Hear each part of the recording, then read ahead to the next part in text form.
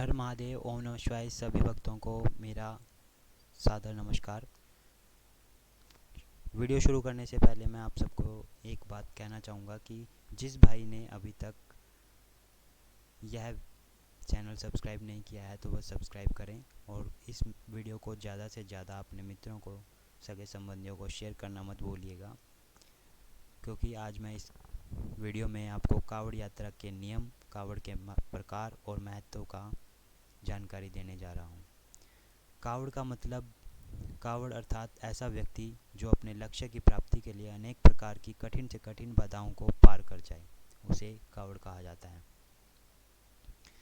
कावड़िए जो शिव के भक्त हैं हर साल भगवान को चढ़ाने के लिए अपने गृह नगर में गंगा जल लेकर आते हैं। ज़्यादातर भक्त उत्तराखंड के हरिद्वार या उत्तर प्रदेश के वाराणसी से पवित्र जल लाते हैं।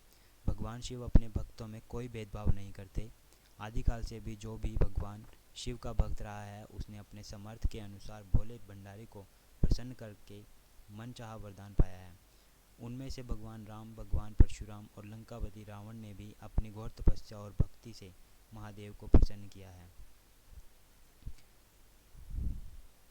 राजस्थान के बस्सी गांव के सत्यनारायण सुधार कावड़ बनाते हैं और बिक्री और विपणन के लिए व्यापक दुनिया तक पहुंचाते हैं। कावड़ आम और या सेमला के पेड़ों की लकड़ी से बनाए जाते हैं। कावड़ बनाने वाले में बढ़ई और कलाकार दोनों के कौशल का मिश्रण होता है। कावड़ यात्रा हर साल श्रावण मास में लाखों की तादाद में कावड़ी इस दूर स्थानों से आकर गंगा जल से भरी कावड़ लेकर पद यात्रा करके अपने गांव वापस लौटते हैं। इस यात्रा को कावड़ यात्रा बोला जाता है।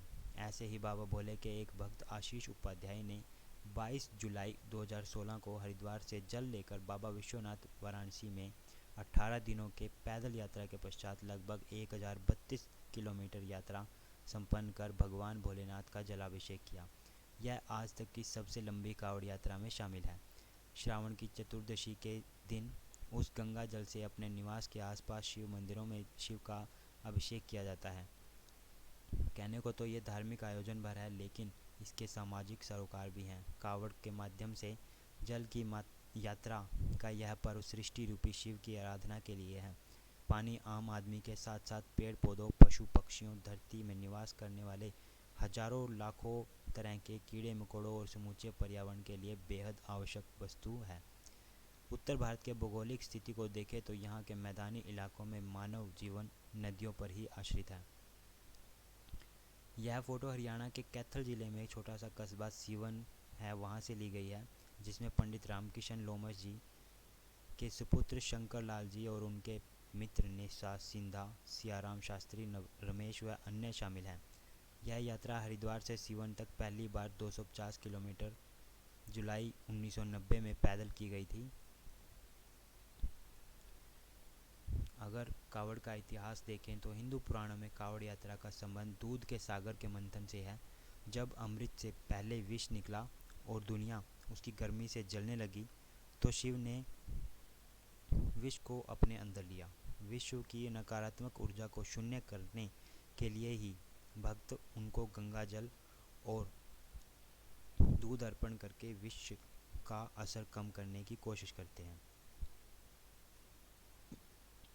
प्रतीकात्मक तौर पर कावड़ यात्रा का संदेश इतना भरा है कि आप जीवनदायिनी नदियों के छोटे भर जल से जिस भगवान शिव का अभिषेक कर रहे हैं वे शिव वास्तव में सृष्टि का दूसरा ही रूप है।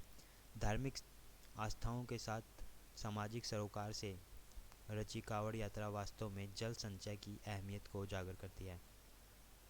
कावड़ यात्रा की सार्थकता तभी है जब आप जल बचाकर और नदियों के पानी का उपयोग कर अपने खेत खलिहानों की सिंचाई करें और अपने निवास स्थान पर पशु पक्षियों और पर्यावरण को पानी उपलब्ध कराएं, तो प्रकृति की तरह उदार शिव सहज ही प्रसन्न होंगे।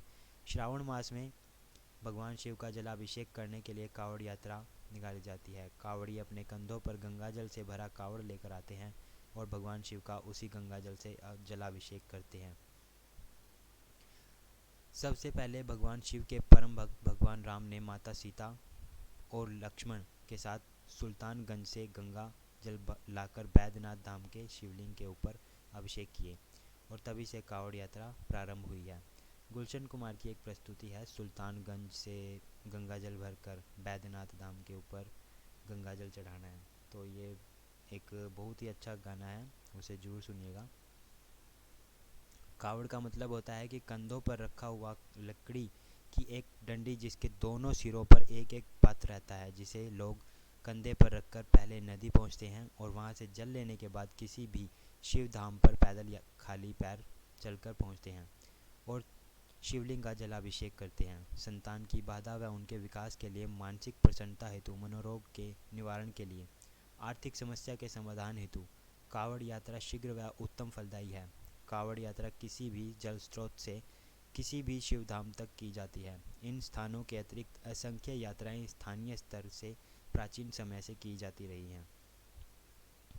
कावड़ यात्रा के प्रमुख नियम क्या हैं? उन्हें कावड़ियों को बहुत ही अच्छे से फॉलो करना चाहिए। कावड़ यात्रा के दौरान किसी भी तरह का नशा, मांस, मदिरा या तामसिक भोजन नहीं करना चाहिए। कावड़ यात्रा पूरी तरह पैदल की जाती है। यात्रा प्रारंभ होने से लेकर पूर्ण होने तक का सफ़र पैदल किया ही जाता है। यात्रा में वाहन का प्रयोग नहीं किया जाता। कावड़ में गंगा या किसी पवित्र नदी का ही जल रखा जाता है, किसी कुएं या तालाब का नहीं। कावड़ को हमेशा स्नान करने के बाद ही स्पर्श करना चाहिए और ध्यान रखना चाहिए कि यात्रा के समय कावड़ या आप से चमड़ा स्पर्श ना हो। कावड़ियों को हमेशा जत्थे के साथ ही रहना चाहिए। कावड़ यात्रा के दौरान ध्यान रखना चाहिए कि अगर आप कहीं रुके रहे हैं तो कावड़ को भूमि या किसी चबूतरे पर न रखें। कावड़ को हमेशा स्टैंड या जाली पर ही लटका कर रखें। अगर गलती से ज़मीन पर कावड़ को रख दिया जाता है तो फिर से कावड़ में पवित्र जल भरना होता है, क्योंकि उस कावड़ को खंडित माना जाता है जो कावड़ शिवलिंग पर चढ़ाने से पहले ही धरती का स्पर्श कर लेती है। कावड़ यात्रा करते समय पूरे रास्ते बम बम भोले या जय जय शिव शंकर का उच्चारण करते रहना चाहिए। साथ ही यह भी ध्यान रखना चाहिए कि कावड़ को किसी के ऊपर से लेकर न जाएं। जो शिव भक्त जिस प्रकार की कावड़ लेकर आता है उसी हिसाब से वह तैयारी भी की जाती है। इन 4 प्रकार की कावड़ के लिए शिव मंदिरों में उसी हिसाब से तैयारी भी की जाती है। आइए जानते हैं इन कावड़ों के बारे में। यह 4 प्रकार की होती हैं। उसमें से एक सामान्य कावड़ होती है। सामान्य कावड़ में शिव भक्त आराम कर सकते हैं। कावड़ियों के लिए ज़्यादातर जगहों पर पंडाल लगे होते हैं, वहाँ अपनी कावड़ रखकर आराम कर सकते हैं। डाक कावड़। डाक कावड़ यात्रा के दौरान डाक कावड़िए बिना रुके लगातार चलते रहते हैं। जहाँ से गंगा जल भरा हो और जहाँ जलाभिषेक करना हो वहाँ तक उनको लगातार चलते रहना होता है। मंदिरों में डाक कावड़ियों को लेकर अलग से इंतजाम भी किए जाते हैं ताकि जब कोई डाक कावड़िया आए तब वह बिना रुके शिवलिंग तक पहुँच जाए। डाक कावड़ को नंगे पांव तेज गति से चलकर या दौड़कर पूरा करना होता है। यात्रा के समय मलमूत्र का त्याग तक नहीं किया जाता है। डाक कावड़िया केवल एक बार स्नान तक कर गंतव्य शिवालय में भगवान शिव का जलाभिषेक के बाद ही दोबारा नहा सकते हैं। यह कावड़ यात्रा भोजन और पानी के सीमित सेवन से ही करना होता है। ज़्यादातर इस यात्रा को पूरा करने के लिए भक्तों की एक टोली बनती है जिसमें वाहन का सहारा भी लिया जाता है, यानी एक कावड़िया कावड़ को लेकर पैदल दौड़ता है और बाकी के साथी वाहन में होते हैं। जब एक थक जाता है तो दूसरा कावड़िया कंधे में कावड़ को लेकर दौड़ता है। खड़ी कावड़। खड़ी कावड़ के दौरान कावड़िए की मदद के लिए कोई ना कोई होता है। जब वे आराम करते हैं तब उनका सहयोगी अपने कंधों पर कावड़ को लेकर चलते हैं और कावड़ को चलाने की अंदाज में हिलाते रहते हैं। दांडी कावड़। दांडी कावड़ सबसे मुश्किल होती है और इस यात्रा को करने में कम से कम 1 महीने का समय लगता है। दांडी कावड़ के कावड़िए गंगा तट से लेकर शिव धाम तक दंडोती देते हुए परिक्रमा करते हैं। यह लेट लेट कर यात्रा को पूरा करते हैं। कुछ विद्वानों का मानना है कि सबसे पहले भगवान परशुराम ने उत्तर प्रदेश के बागपत के पास स्थित पूरा महादेव का कावड़ से गंगाजल लाकर जलाभिषेक किया था। परशुराम इस प्राचीन शिवलिंग का जलाभिषेक करने के लिए गढ़मुक्तेश्वर से गंगाजल का जल लाए थे। बातें बहुत है बताने के लिए, पर वीडियो कुछ ज़्यादा लंबी हो जाएगी, इसलिए मैं अब आपको कुछ ऐसी तस्वीरें दिखाना चाहता हूँ जिन्हें देखकर आपको भी शिव कावड़ लेकर आने की इच्छा होगी।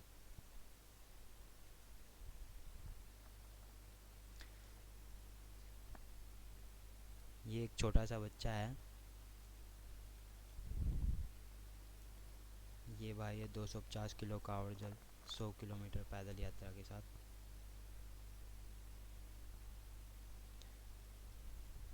ये ये भी एक भोला भाई है जिसने जल उठाया हुआ है रखा है, मगर भगवान शिव कभी नहीं कहते कि आप इतनी कष्टी के साथ गंगा जल लेकर आओ।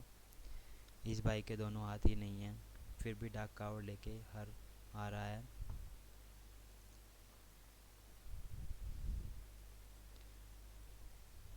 ये 10 साल का भोला है कोई, 20 लीटर गंगा जल हरिद्वार से दिल्ली लेके जा रहा है। और इधर एक 8 साल के भोले ने 21 लीटर गंगा जल उठाया हुआ है हरिद्वार से दिल्ली। ये भाई ने तो और भी कमाल कर दिया कि अपने माता पिता को हरिद्वार से राजस्थान तक लेके जा रहे हैं। इन दो भाइयों ने तो कर्ण अर्जुन वाला काम कर दिया कि अपनी माता को कावड़ में बिठाकर गंगा जल उनकी गोद में है उनको लेके जा रहे हैं। इस भाई को भी सलूट है, 240 लीटर गंगा जल लेकर चल रहे हैं। इनकी मनोकामनाएं भगवान शिव पूरी करें।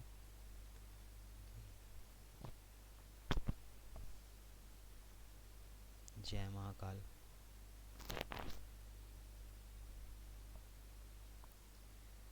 हरिद्वार की सबसे बड़ी कलश यात्रा।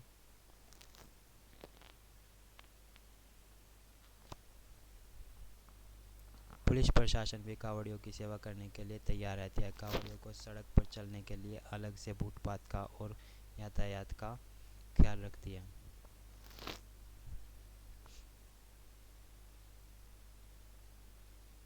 ये आंटी हैं जो पानी वितरित कर रही हैं कांवड़ियों को। ओम नमः शिवाय, हर हर महादेव। ये भाई दो भाई हैं, 255 लीटर गंगा जल के साथ चल रहे हैं। लड़कियां भी हर बार हर हर महादेव का जाप करते हुए अब की बार काफ़ी मात्रा में कांवड़ लेकर आई हैं। ये बहन है कोई 31 लीटर गंगा जल 250 किलोमीटर तक चलेंगी। कई बार देखने में ये भी आता है कि कांवड़ियों ने यहाँ वहाँ शोर शराबा कर दिया, तो आपको इस वीडियो को देखकर पता चल ही गया होगा कि जो भक्त इतनी दूर से जल भर कर लाते हैं और रास्ते में ही अगर कुछ अनहोनी हो जाए तो सबकी आंखें नम तो होंगी ही साथ गुस्सा भी बहुत आएगा। ये भाई एक कावड़ वाले के साथ चल रहा था तो उसे कुछ थप्पड़ दिखा के दूर करता हुआ है।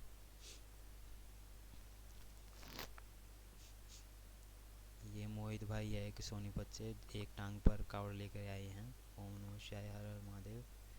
आपको ये वीडियो और दी गई जानकारी कैसी लगी वीडियो के कमेंट बॉक्स में लिखकर ज़रूर बताएं। और अगर आपने अभी तक मेरा चैनल सब्सक्राइब नहीं किया है तो सब्सक्राइब ज़रूर करें और वीडियो को आगे भी शेयर करना मत भूलिएगा। अगली वीडियो तक के लिए हर हर महादेव। ओम नमः शिवाय।